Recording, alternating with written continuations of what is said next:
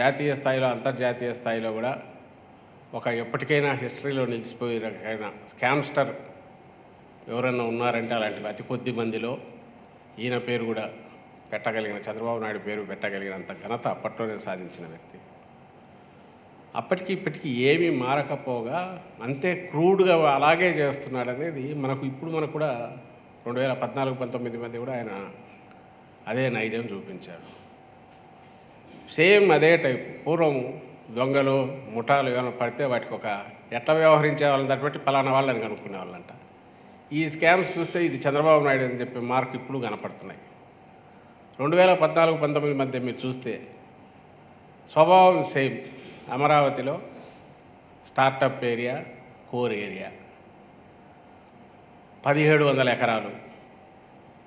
1700 ఎకరాలు ఏదో ఊరు పేరులోదో ఉందో ఒక కంపెనీ పట్టుకొచ్చేసి వాటికి ఒక బోగస్ దీని తరపున ముందు పెట్టి 1700 ఎకరాలు అప్పనంగా వాటికి కోర్ ఏరియా. వాటికి ఇచ్చిన కన్సెషన్స్ ఏంటయ్యా అంటే ఈ 1700 ఎకరాలు కోర్ ఏరియా పక్కనే అడ్మినిస్ట్రేటివ్ ఏరియా రావాలి.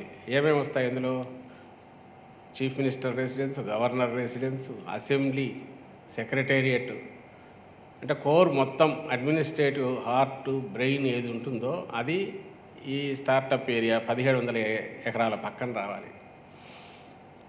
ఇది డెవలప్ అయిన తర్వాతనే మిగిలినవన్నీ కావాలి.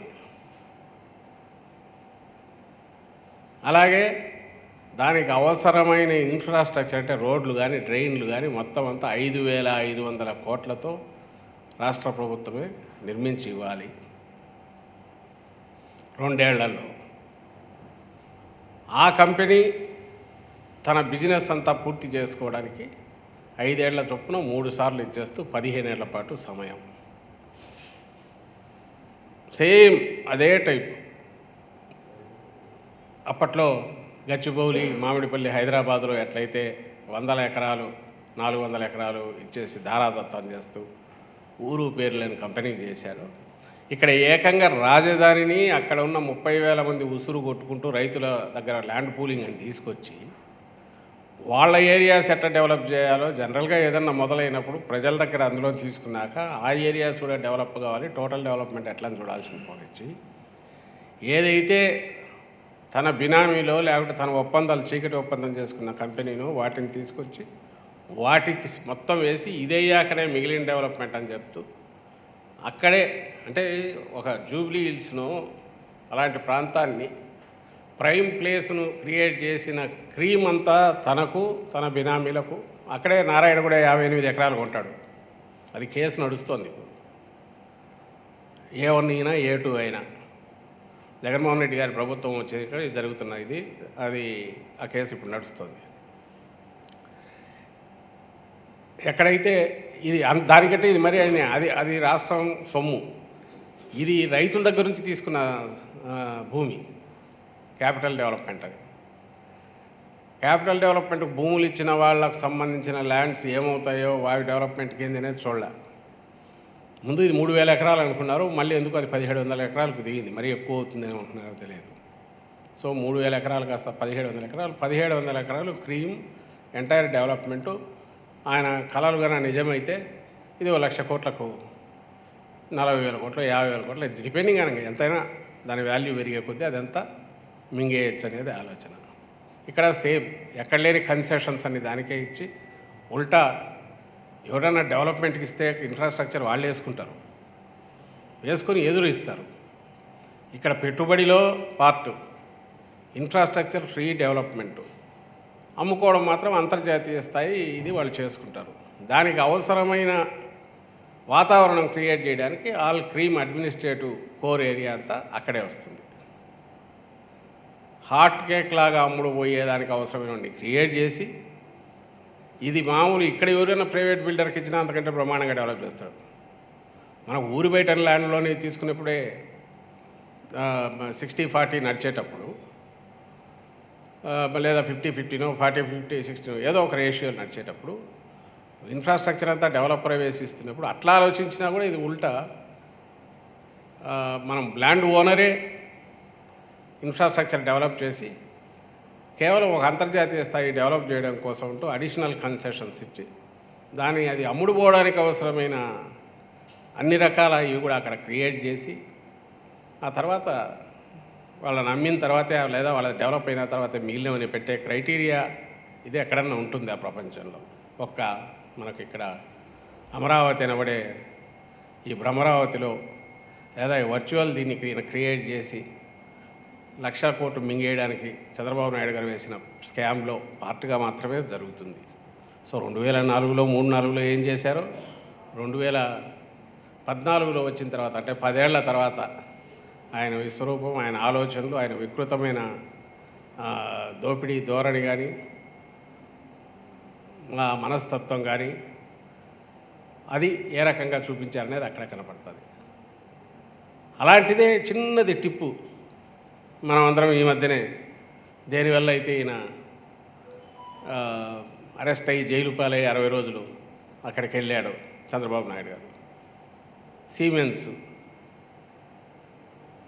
స్కిల్ స్కామ్గా పేరు వచ్చింది ఈ మధ్య. సీమెన్స్ది కుంభకోణం, సీమెన్స్ పేరుతో కుంభకోణం, అది కూడా మీ అందరికీ తెలుసు. 300 కోట్ల పైగా ఎట్లా లాక్కోవాలా, ప్రజల సొమ్ము మింగేయాలనుకొని దాన్ని 10% చేసి దానికి 90% అంటే 3000 కోట్లు సీమెన్స్ ఇస్తుందని అక్కడి నుంచి 2 దొంగలు వస్తే అసలు వాళ్ళు ఎట్లా ఇస్తారు, ఏమి ఇస్తారు, ఆ 3000 కోట్లు గ్రాంట్ ఇన్ ఎయిడ్ కదా. గ్రాంట్ ఇన్ ఎయిడ్ అంటే పెడితేనే కదా మనం పెట్టాల్సింది, వాళ్ళు ఎంత పెడితే మనం అంత రిలీజ్ చేయాలి కదా. కాకుండా దానికి బదులుగా ఈ 10% అని ఏది విన్నారో అదే 100% నేరుగా రిలీజ్ చేయడం. అది చేయడానికి అవసరమైన రకంగా అవుట్ సైడ్ ఒక బయట వ్యక్తిని, ప్రైవేట్ వ్యక్తిని తీసుకొచ్చేసి అతనికి 4 పోస్టులు స్పెషల్ సెక్రటరీగా ఇంక్లూడింగ్ సీఎంఓలో సీఎం తన సెక్రటరీగా కూడా పెట్టుకొని 5 నెలల్లోనే 2014లో అధికారంలోకి, ఈసారి లాస్ట్లో అయితే ఇదవుతుంది, ఫస్ట్లోనే కొట్టేయాలన్నట్టున్నారు. 2014 జూన్లో వస్తే ఆగస్టు నుంచే మొదలవుతుంది ప్రాసెస్. 2015 ఎండుకంతా దాదాపు పూర్తి అయిపోతుంది. 2015 కంతా 2015 ఫిబ్రవరి నుంచి ప్రాసెస్ మొదలవుతుంది. క్యాబినెట్ అప్రూవల్ డిసెంబర్ 2015 నుంచి మార్చి 2017 మధ్య 371 కోట్లు.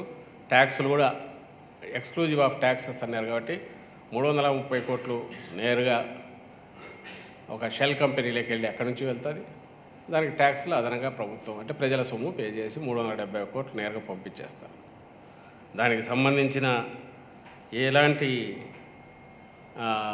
చెక్ చేయడము, అలాగే దానికి ముందు వాళ్ళు ఏమి ఇస్తున్నారో చూడడము, అసలు వచ్చిందా లేదా, దానికి సమంగా మనం వాటా పెడుతున్నామా లేదా ఏమి చూడకపోవడం. అసలు క్యాబినెట్లో జరిగే డిస్కషన్ ఒకటి జరుగుతుంది, జీవో ఒకటి ఇష్యూ అవుతుంది, సంబంధం లేనిది ట్రైపార్టైట్ అగ్రిమెంట్ అని ఇంకోటి చేసుకుంటారు. అంత మొత్తం కూడా శ్యామ్, పేరు మాత్రం సీమెన్స్తో ఒప్పందం. అంతా చేసి సర్వీస్ ట్యాక్స్ వాళ్ళు ఎగ్గొట్టి ఎవరో దానికోసం క్రెడిట్ క్లెయిమ్ చేసినప్పుడు జిఎస్టీ మూవ్ అయితే తీగలాగితే మొత్తం పోయి సీమెన్స్ వరకు పోతే అక్కడ చెక్ చేస్తే దాని ద్వారా సీమెన్స్కి తెలిస్తే అది ఇక్కడికి కూడా తెలిసినా కూడా ఎవరికి ఇమ్మని లేదు. పైగా ఉన్న రికార్డులన్నీ తగలబెట్టేసి ఏమీ అవైలబుల్ లేకుండా చేసిన ఘనుడు. ఇక్కడ అదే ఇది మోడస్ ఆపరేండి ఏంటి, ఒక పెద్ద కంపెనీ పేరు, దాని పేరు మీద చెప్పేయడం, హడావుడిగా అగ్రిమెంట్ చేసేయడం, వచ్చిందంతా మొత్తం ఏదో 100 రూపాయల్లో 10 రూపాయలు తీసుకోవడం కాదు, 100 మీద మళ్ళీ ట్యాక్స్ కూడా ప్రజలదే కట్టేసి తోసేయడం. ఇది ఈ స్కామ్లోనూ కనపడదు. ఆ రోజు 20 ఏళ్ల క్రితం జరిగింది అదే. ప్రజలు మర్చిపోయినారు. 14లో ఎన్నిక చేసుకుంటే మళ్ళీ అలాంటివి జరిగాయి. ఇవి కాక ring road scam, fibre net, ఇవి సుమారుగా ఉన్నాయి. ఇవన్నీ వాటిలో కూడా అలాగే షెల్ కంపెనీస్కి పోతాయి. కానీ ఇది క్లాసికల్ ధోరణి. ఒకటే మోడస్ ఆపరెంట్తో కనపడే కేసులు ఈ 3, అది కానీ అమరావతి కానీ స్కిల్ స్కామ్ కానీ. ఇక్కడ పాయింట్ ఏంటంటే రావడమే రాష్ట్రాన్ని ఎట్లా ముంచాలా. మీరు ఎన్నిసార్లు ఈ ప్రజల ఇదైనా వాళ్ళు మర్చిపోతారు. మళ్ళీ ఒకసారి మించి ఇంకోసారి దోచుకోవచ్చు అనే ధోరణితో దోపిడీకి ఎన్ని రకాల అవకాశాలు, ఎన్ని రకాల ఇవి చేస్తాయని చూస్తూ ఏమాత్రం ఇది లేకుండా నిస్సంకోచంగా అడ్డంగా నిలువు దోపిడీ రాష్ట్రాన్నే 5 కోట్ల మందిని కూడా రాష్ట్రాన్ని 5 కోట్ల మందిని చేయగలిగిన దిట్ట తానని చెప్పి చంద్రబాబు నాయుడు గారు రుజువు చేసుకున్నారు. ఒకటేంటంటే ఇంకో చిత్రం 20 ఏళ్ల క్రితం ఆ రోజు తండ్రి అధికారంలో ఉన్న రాజశేఖర రెడ్డి గారు ఆయన బహుశా ఇది ఫ్యూచర్లో ఇట్లా చేయరనుకున్నారో ఏదో మరి మొత్తం మీద ఆయన వదిలేశాడు. ఈరోజు ఆ పనిష్మెంటు జగన్మోహన్ రెడ్డి గారు అంటే కొడుకు ఈరోజు ముఖ్యమంత్రి అయ్యారు. ఈయన హయాంలో దొరికిన వాటిలో ఈసారి ఈయన వదిలితే ఇంకా ప్రజలకు ఇంకా ఎలాంటిది చేస్తాడో, రాష్ట్రాన్ని ఇంకెంత ద్రోహం చేస్తాడో అనే దీంతో కేసు దాని దారిని అది పెట్టడము, న్యాయస్థానాలు కూడా దాన్ని గుర్తించడంతో అట్లీస్ట్ ఫస్ట్ టైం కటకటాల పాలు జైల్లో ఉండడం,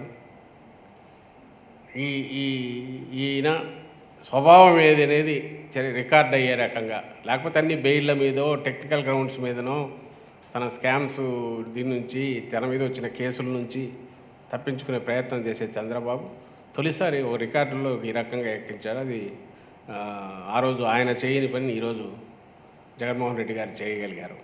కానీ స్వభావం అదే. ఇప్పుడు మళ్ళీ 24లో మళ్ళీ ఏదో ఒక రకంగా మళ్ళీ ప్రజలు ఏదో ఒకటి ఆశీర్వదిస్తారేమో, అన్నీ మర్చిపోయి ఉంటారేమో ఇవన్నీ. కాబట్టి ఈ ఎన్నికల్లో ఎట్లా ఒకటి లాగేస్తే ఈసారి రాష్ట్రాన్ని చుట్టేసి చాప చుట్టినట్టు